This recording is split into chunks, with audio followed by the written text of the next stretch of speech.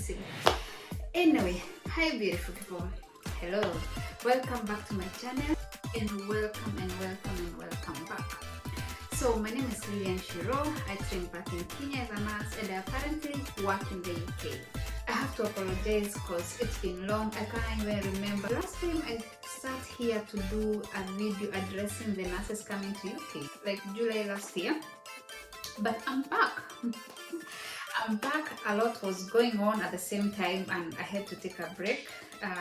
Unfortunately, I had to take a break on YouTube, and I know I've been posting some videos, but those are the videos that don't need so much, concentration, research and everything. Even editing, they don't need much, because when you're doing YouTube, you have to take time even to do editing and stuff. But then I was doing some other stuff, and yeah, a lot was going on, but good thing most of them were positive, although there were some negatives.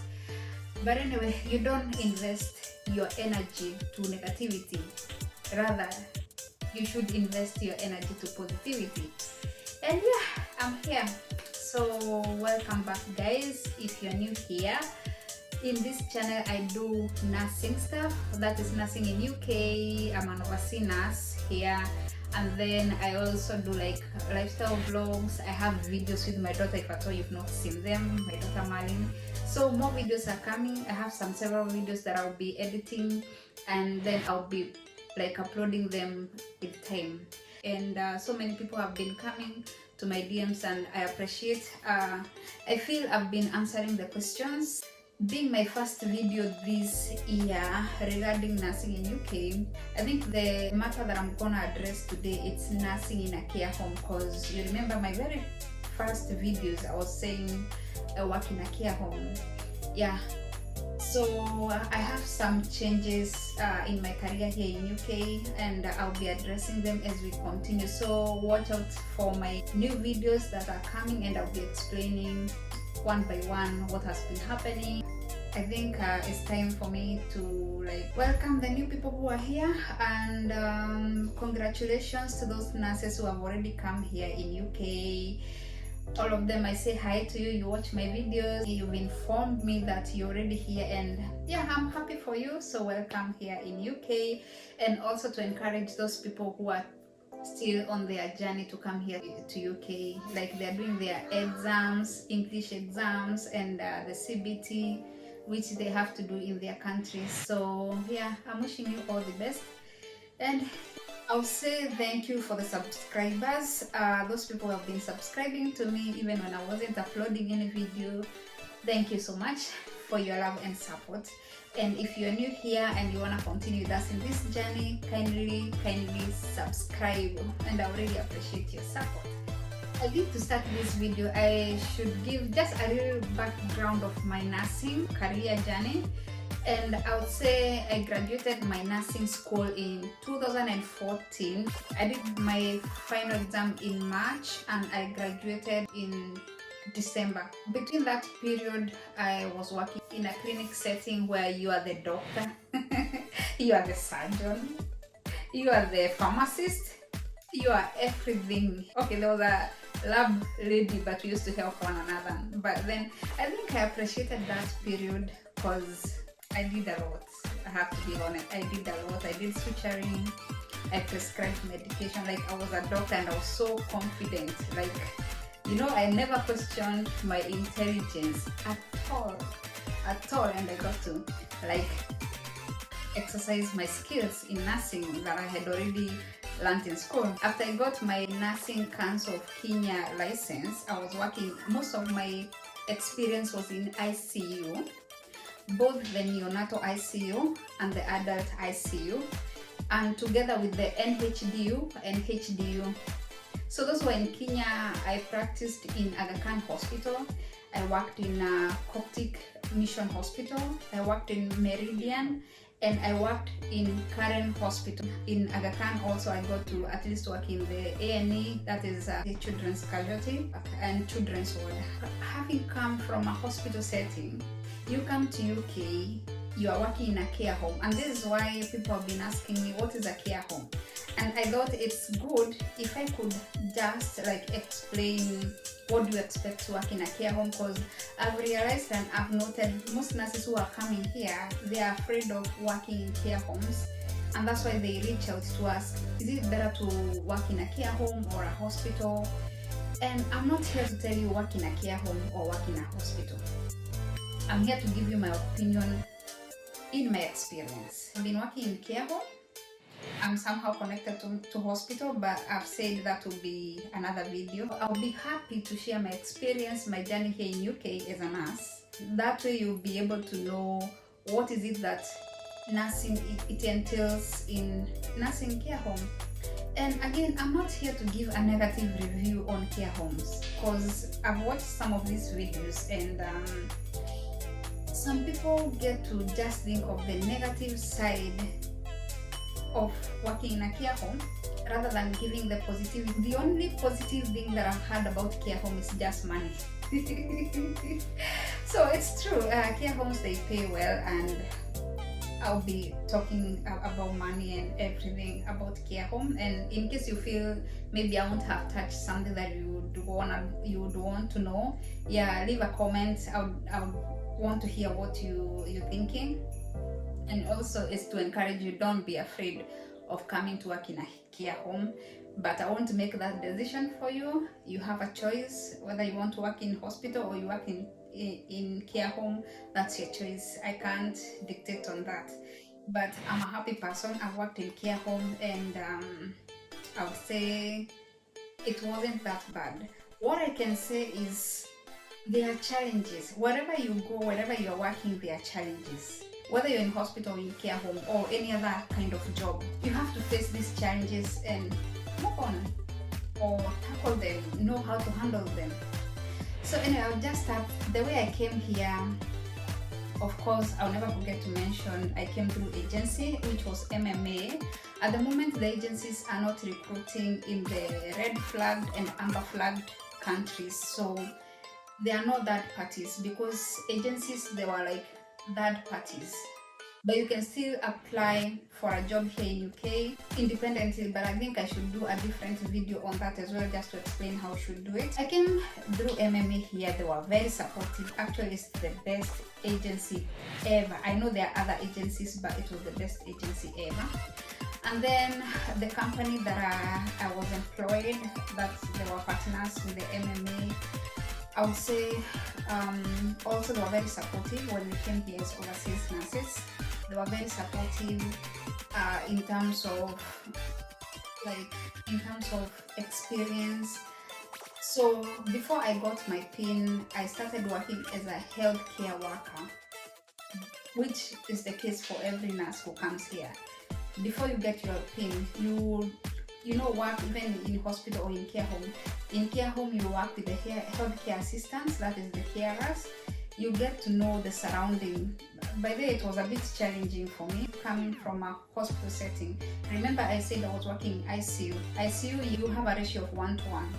HDU, you have a ratio of 1:2 patients. When I even worked in a normal ward, I had a ratio of 1:6, at most 1:8, because there was an opening of like 1 or 2 admissions. Once you get your PIN, now you'll be working under a nurse who will be your mentor. She'll guide you on medication, documentation, like what you're supposed to do. But what I've not mentioned is, before you get your PIN, this time when you're working as a care staff, you'll be like doing your OSCE training to get your PIN. So when you're doing your OSCE training, the same time you'll be working on the floor to get to know the residents that is in a care home and their needs and everything. The company that I came with here was very supportive when it came to training, and OSCE training was very smooth for me and the rest of the group. I remember when we did our exam, we passed, all of us, and very supportive. And also I would say I had a group that was very cooperative, and we were willing to support one another. You know, apart from the company supporting us, we were also willing to support one another. You'll be on a preceptorship period of 6 months where you'll be having a mentor whom you're working under. They will be monitoring your work and they will be showing you around, just as I mentioned. They will show you the documentation, they will show you the medication, they will show you they will show you all nursing duties, the roles that you're supposed to be covering or that you're supposed to be doing as a nurse. When it comes to medication you give in the morning, you give in the afternoon, you give at 6 p.m. that is in the evening, and you give at 10 p.m. and most of them it's tablets or liquids. And what I've said is you have to concentrate, guys, to avoid drug errors. You have to concentrate when you're giving medication. And if you're a new nurse, my advice to you, take as much time as you want. It's better you take like more than 2 hours other than taking an hour, just because you've seen others finishing within 1 hour and then make errors with the medication. So take your time. With time you know these residents, and that's why you say it's good when you start as a care staff. You get to know the residents, their likes, their dislikes, how do they eat, things like that. And that way you know their names, and it will make you to familiarize with the resident. And also after you've known the residents, things will become more easier for you. So the more you keep giving medication today, tomorrow, the day after, you start with 2 hours, 1.5 hours, then that means, but it will depend with how many residents you're managing, of course. So there's no hurry when you're giving medication. You better start early if you think it's gonna take you long. In case there's a medication error, please report it. Don't say that it won't harm, because you don't know, maybe this resident might react to it. You need to report to the manager, you need to report to the GP, and you need to report to the NOK, that is the next of kin. The GP will advise you what to do after that, how to monitor, and you should immediately start observations on this certain resident.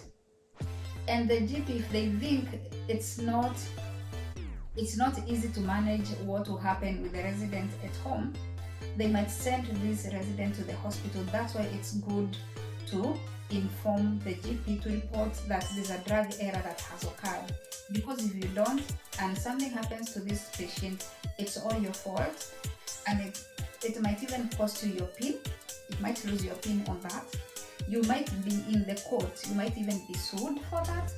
So you have to be very careful. If something happens, human is to error. Anyone can make a mistake. So please just report that incident, that it happened. Don't be afraid.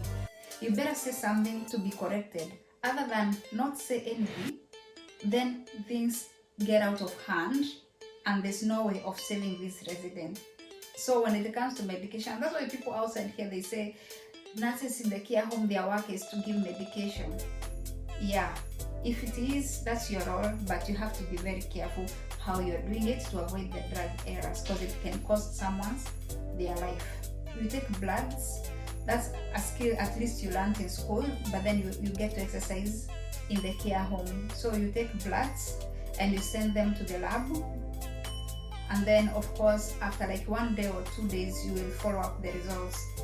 If there's something that needs to be acted upon to, the doctor will phone the home or the treatment room that received the results. They will let you know, and you will know what you're supposed to do. Maybe there's change of medication, or maybe you need to stop certain medication, or maybe you need to stop certain food. Like if someone's cholesterol is high, probably you're supposed to stop certain foods like fatty foods and stuff like that.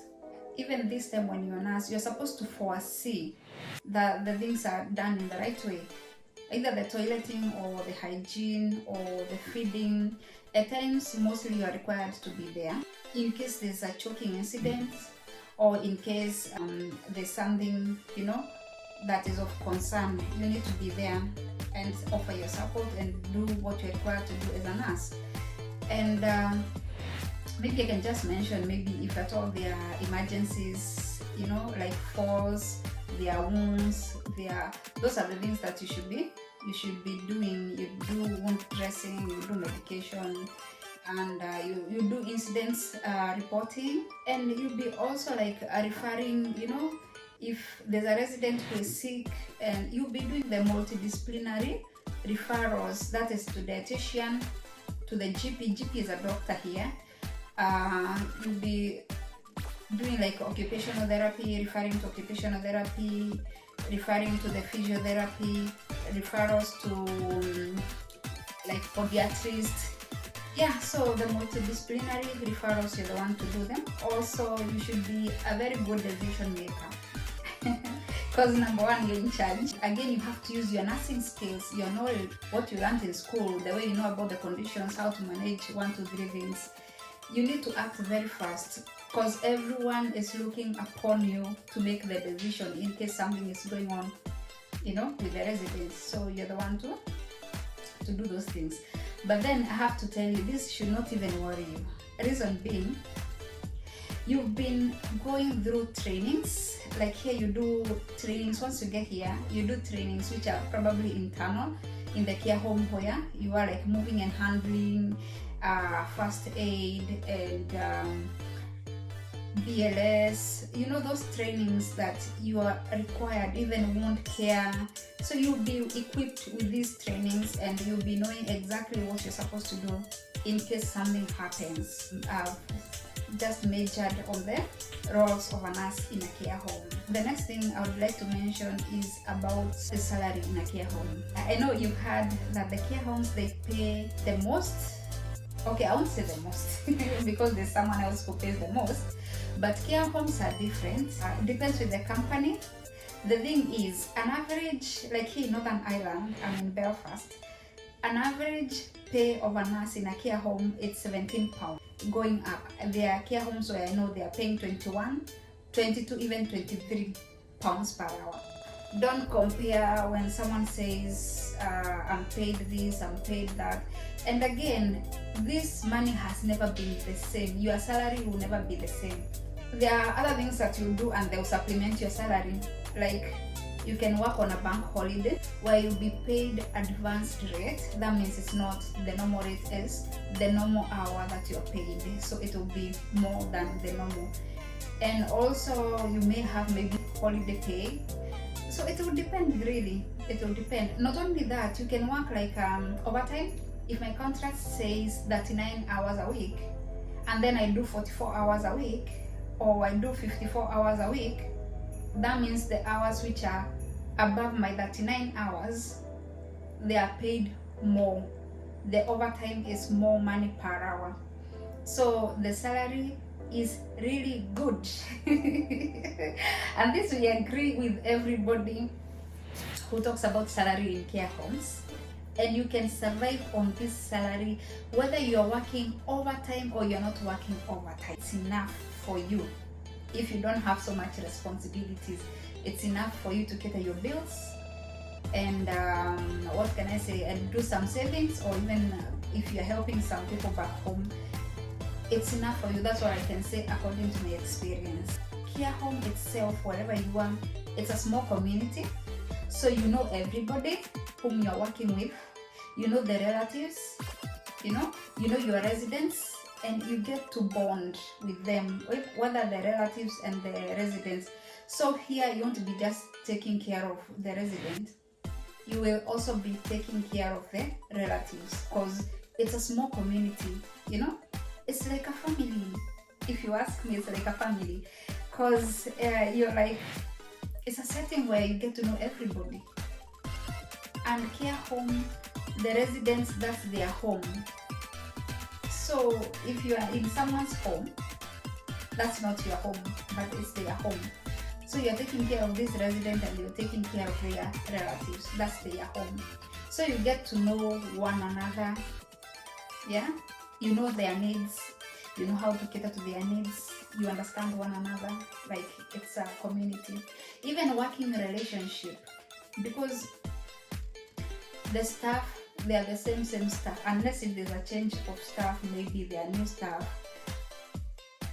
The staff, you know them because you'll be working with them throughout. Like there's no changeover and stuff like that. You know whoever who works night shift, whoever who works day shift. But the good thing is you get to support one another, Since you're living in a community, you become friends. you know much of someone, probably more than you should do. It's a good thing because you get to support one another. So I encourage that.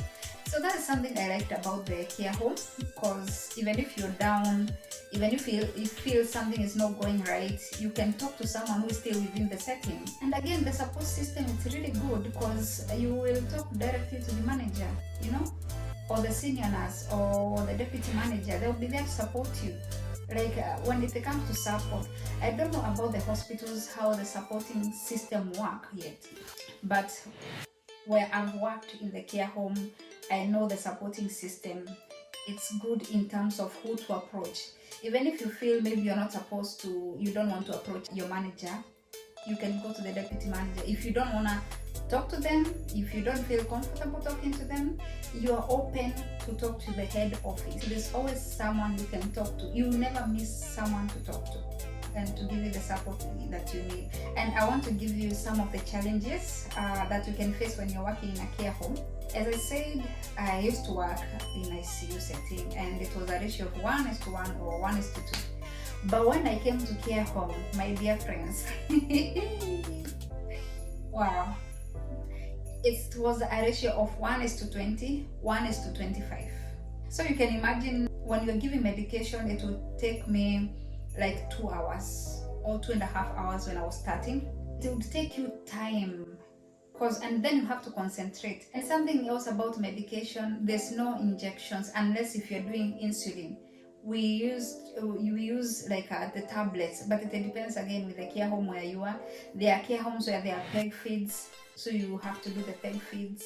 There are homes where there are subcuts, you know, so you're giving fluids through subcuts, or maybe medication still. So it depends with the care home where you're working in. And like my care home where I was, we didn't have peg feeds and we didn't have subcuts. But then the things we used to do is like giving medication for the 20 or more than residents. But then I've worked in several care homes. Even in the same company that I was, there's a difference. So let no one come and tell you that their care home is bad and conclude that every care home it's like that. No, it's not. Not every care home is bad. Care home is different depending on the management and depending on the company. The other challenge is the staffing levels. Mostly in 2020 and 2021, I noted a very big change. You know, I don't know with COVID, I really don't know what really happened. But of course, we know COVID really affected many sectors worldwide, and healthcare was one of them. The staffing levels went down, as from nurses to the care staff. And so you will have to work extra, and it might be overwhelming. I won't lie, I've been there. So it might be overwhelming for you, but it will depend with the work support system. So if your work support system is good, you have nothing to worry about.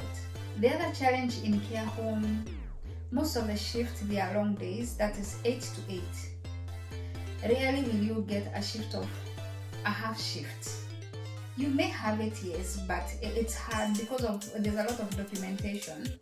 So you will go, you will do your half day, probably in the morning, but then you find yourself maybe still there at 2:30 or even 3 o'clock trying to finish up some things. Maybe something happened, then you have to do it. So if you ask me, I would rather do the long day and get to finish those things. Documentation, be it with incidences like wounds, falls, notes, like the progress notes. And so many people have said that you spend so much time writing other than spending much time bonding with your resident. Taking vitals, you're the one to do. In hospital, I understand the care staff do take the vitals, but in care home, the nurse is the one who usually takes. But because of short staffing, you may find probably you're supposed to work like 3 shifts in a week or 4 shifts in a week. You find yourself having to work 5 shifts in a week, and which I said, it's overwhelming. As a team, you have to help your colleagues so that you relieve one another. The other challenge, I know I mentioned that you are in charge and people be looking upon you. So if there's short staffing, they are looking upon you to cover that shift. Probably you are one nurse and you have 2 incidences here and there, and you're the one who's supposed to be looking after both the resident, and it might be overwhelming for you, because where will you go? Will you be with this one or will you be with the other one? But then you have to do like a priority. You have to know who to prioritize according to what has happened to them. In case of choking and there's a fall, who are you supposed to go to attend to? This is where now it comes, the other nurse who is in another unit should come and help you. That's why I said in nursing home, in a care home, you work as a community, you work as a team. So if there's an emergency in this unit or there's an emergency in the other unit, I'll go to help out. The other nurse should come and help me out.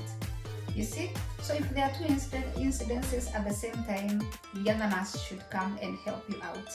So that's why that is another challenge, maybe having to manage so many things at the same time. You may find yourself going home late.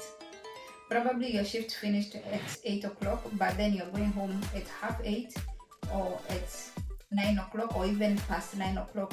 And this one would be because of the incidences, the events that happen throughout the day. I'll be touching on more videos on hospitals, on care homes, on private hospitals. I'll be doing that.